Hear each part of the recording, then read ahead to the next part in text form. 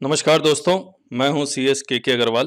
Practical FAQs under GST issued by ICAI discuss कर रहे हैं और हम लोग इसके क्वेश्चन नंबर 215 तक पिछले वीडियो में डिस्कस कर चुके हैं और आज जो डिस्कस कर रहे हैं क्वेश्चन नंबर 216 डिस्कस कर रहे हैं।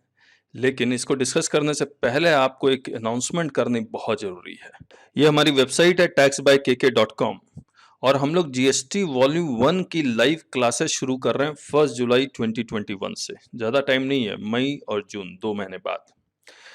और यहाँ पर ये जीएसटी लाइव क्लासेस जो आपको नज़र आ रहा है, तो यहाँ पर लाइव क्लासेस में जाएंगे तो ये जीएसटी लाइव क्लासेस जो 100 आवर्स की है, जीएसटी वॉल्यूम 1 जो डिस्कस करेंगे। 2 पार्ट में, वॉल्यूम 1 और वॉल्यूम 2, लेकिन ये वॉल्यूम 1 डिस्कस कर रहे हैं आपके साथ और जिसका डिस्क्रिप्शन आपको यहाँ नज़र भी आ रहा है। और ये 100 घंटे की लाइव क्लासेस होगी। अगर आप ये लाइव क्लास अटेंड नहीं कर पाते तो आपको रिकॉर्डेड क्लासेस मिल जाया करेंगे जो हम लोग गूगल ड्राइव में शेयर करेंगे और इसकी वैलिडिटी 12 मंथ्स तक होगी। अब आइए क्वेश्चंस में आते हैं और इसको ज्वाइन जरूर किससे कीजिएगा। 16 टिकट्स लैब और 1000 का भी डिस्काउंट भी मिल रहा है फॉर फर्स्ट 10 स्टूडेंट्स। जब आप चेकआउट करेंगे तो आपको डिस्काउंट कूपन अवेलेबल होगा। अब आते हैं क्वेश्चन नंबर 216 में। ये एक आरसीएम था जहां पर हमने कहा था कि this is the most dangerous section of GST, जिसको सस्पेंड कर दिया गया। अब सिर्फ रियल एस्टेट में ही एग्जिस्ट करता था और ये बहुत जल्दी सस्पेंड किया गया। 1 जुलाई को आया था, 13 अक्टूबर 2017 तक ये पेबल था। तो अगर आप अनरजिस्टर्ड पर्सन से, कोई रजिस्टर्ड पर्सन अनरजिस्टर्ड पर्सन से कोई गुड्स और सर्विसेज अवेल करता है, किसी भी तरह का गुड्स और सर्विसेज अवेल करता है, तो उसको आरसीएम देना पड़ता था अंडर सेक्शन 9 सबसेक्शन 4 में। अब ये कहता है कि ये आरसीएम का क्रेडिट अवेलेबल है या नहीं। ऑब्वियसली अवेलेबल है, लेकिन अवेलेबल तभी है when your outward supply is fully taxable. लेकिन अगर पार्टली टैक्सेबल है, पार्टली एग्जम्प्ट है, तब आप क्या करेंगे। अगर ये जो क्रेडिट है एक्सक्लूसिवली पार्टली एग्जाम्प्ट सप्लाई के लिए है, एक्सक्लूसिवली एग्जाम्प्ट सप्लाई के लिए है, तो क्रेडिट आपको मिलेगा ही नहीं। दोनों के लिए है तो रूल 42 43 के अकॉर्डिंग अपॉर्चमेंट करना पड़ेगा। तो ये बेसिकली दोबारा आ गया है। तो इसमें मैं आंसर पढ़ दूं। ITC claimed in respect of inward supplies including ITC relating to RCM, किसी भी तरह का आईटीसी हो, which is exclusively use for affecting exempt supply may have to be reverse. उसको रिवर्स करना ही पड़ेगा, shall have to be reverse. लेकिन if ITC attributable to outward exempt supply is to be reverse at the invoice level, अगर exclusive है तो। लेकिन if such ITC is a common credit, the ITC reversal has to be based on the formula prescribed in 42 and 43 of CGST rules. और formula क्या है? exempt supply का turnover divided by total turnover into ITC. तो वो exempt supply का जो turnover से related ITC है उसको reverse करना पड़ेगा। Question number 217, furniture is sold by the company, और ये फर्नीचर उसने तब खरीदा था जब वैट लगता था, यानी कि प्री जीएसटी रिजिम पे। अब आप जब इस फर्नीचर को बेचते हैं तो क्या इस पे जीएसटी लगेगा? बिल्कुल लगेगा, बिल्कुल लगेगा। तो but it is still taxable at the appropriate rate against the corresponding HSN code. तो जब भी कोई आप एसेट बेचेंगे, जैसे मेरे पास एक सवाल आया था कि मैं कंपोजिशन में हूं और मैं फूड का बिजनेस करता हूं, कंपोजिशन में 5% का रेट पे है, और मैं फर्नीचर बेचता हूं, कोई मशीन बेचता हूं, कोई फ्रिज बेचता हूं, उस पर 18% का नॉर्मल रेट है, तो मुझे कंपोजिशन रेट लगेगा या जो नॉर्मल रेट्स है वो लगेगा? तो ऑब्वियसली वो कंपोजिशन रेट ही लगेगा।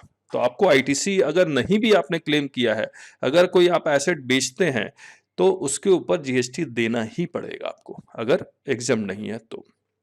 Weather ITC is admissible on lift and escalator installed in office? No, क्योंकि इमूवेबल प्रॉपर्टी माना जाएगा।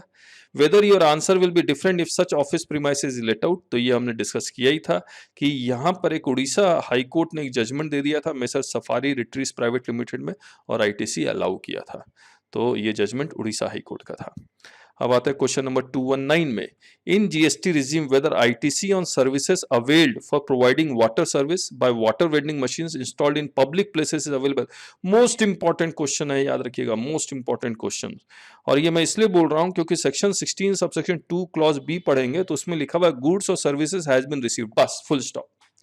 गुड्स और सर्विसेज कहां रिसीव हुआ है वो नहीं लिखा हुआ है। एक केस आया था जहां पर हुआ क्या था कि उत्तराखंड में मेरा प्लेस ए में मैंने रजिस्टर करवा लिया था, मेरा और एक गोडाउन था प्लेस बी में, उत्तराखंड में प्लेस ए में रजिस्टर करवाया था, वहां से 50 किलोमीटर दूर मेरा प्लेस बी है, वहां पर मेरा गोडाउन था। उसको मैंने अपने मेन बिजनेस में एडिशनल प्लेस ऑफ बिजनेस नहीं दिखलाया था और मैंने गुड्स वहां रिसीव कर लिया प्लेस बी में, which is not shown as additional place of business. Department ने नोटिस भेज दिया कि भैया क्रेडिट नहीं मिलेगा क्योंकि place B is not shown as additional place of business. That is wrong. क्योंकि सेक्शन 16 सबसेक्शन 2 क्लॉज बी के कंडीशन को मैं सेटिस्फाई कर रहा हूं। गुड्स और services has been received. Received का मतलब क्या होता है कि व्हेन द गुड्स और services comes in my control, it can be said that the goods or services has been received। कहां रिसीव होगा ये बात नहीं लिखी हुई है। तो इफ द एलिजिबिलिटी, और दूसरी बात रूल 36 में ये लिखा हुआ है कि कुछ कॉमन चीजें अगर इनवॉइसेस में लिखी हुई हैं तो क्रेडिट मिलेगा। जैसे सेलर का जीएसटी और बायर का जीएसटी नंबर लिखा हुआ है तो मुझे क्रेडिट मिलेगा। और फर्दर कंडीशंस भी हैं कि गुड्स का नाम लिखा हुआ है, वैल्यू लिखा हुआ है, जीएसटी लिखा हुआ है, तो मुझे क्रेडिट मिलेगा। मुझे कहां रिसीव हो रहा है ये इंपॉर्टेंट नहीं है। If the eligibility conditions prescribed under Section 16 of the CGST Act are fulfilled and not blocked under Section 17 thereof, any input service related credit can be availed if it is in the course of furtherance of business. In the case of water vending machine, if the service expenses are in the course of furtherance of business, ITC can be availed, else not. अब देखिए यहाँ पर water vending machine वो अपने premises में नहीं लगाया, public places में इंस्टॉल किया हुआ, क्या मुझे क्रेडिट मिलेगा? मिलेगा if that is in the course of furtherance of business. और कहां इंस्टॉल्ड है ये इंपॉर्टेंट नहीं है। It has not prescribed where it has been received. It can be interpreted where goods or services are in control of recipient, then it is said goods or services has been received. Question 220 यही दोबारा आ गया। A Limited provides both exempt and taxable supply. How is ITC available? Exclusively exempt supply ITC नहीं मिलेगा, exclusively taxable supply पूरा ITC मिलेगा। Both exempt and taxable supply यानी common, तो rule 42, 43 apply करना पड़ेगा आपको। तो इस वीडियो में यहीं तक, बाकी वीडियो नेक्स्ट किसी दिन क्वेश्चन 221 से। और हमारी जो क्लासेस है जीएसटी की लाइव क्लासेस, उसको जरूर से देखिएगा।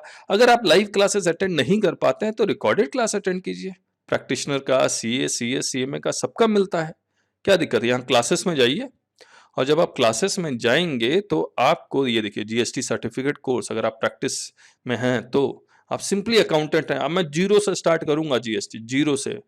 आप आर्ट्स के स्टूडेंट हो, साइंस के स्टूडेंट्स हो और जीएसटी सीखना चाहते हैं तो मैं गारंटी देता हूं मैं आपको सिखला दूंगा, क्योंकि मैं जीरो से स्टार्ट करता हूँ। एक एक वर्ड आपके साथ पढ़ूंगा जैसे हमने पढ़ा है यहाँ पर। तो क्योंकि ये क्वेश्चन आंसर सेशन चल रहा है, हम लोग थोड़ा सा फास्ट है, लेकिन वहां पर फास्ट बिल्कुल नहीं रहेंगे, एकदम हौले हौले धीरे धीरे। आपको एक एक चीज, जब तक एक एक वर्ड आपके दिमाग में नहीं बैठ जाता है तब तक मैं आगे बढ़ता नहीं हूँ। बहुत ही ज्यादा इंटरेक्टिव होता है ये। CS professional, CA final, CMA final, CMA inter, CS executive, CA inter, income tax की क्लास चाहते हैं आप तो भी मिल जाएगी। तो सब तरह की क्लासेस हैं हमारे पास, जरूर से ज्वाइन कीजिएगा। इससे अच्छी क्लासेस आपको पूरे इंडिया में गारंटी के साथ कहीं नहीं मिलेगी। So thank you so much इस वीडियो को सुनने के लिए। सब्सक्राइब जरूर से कर लीजिएगा चैनल को। Thank you.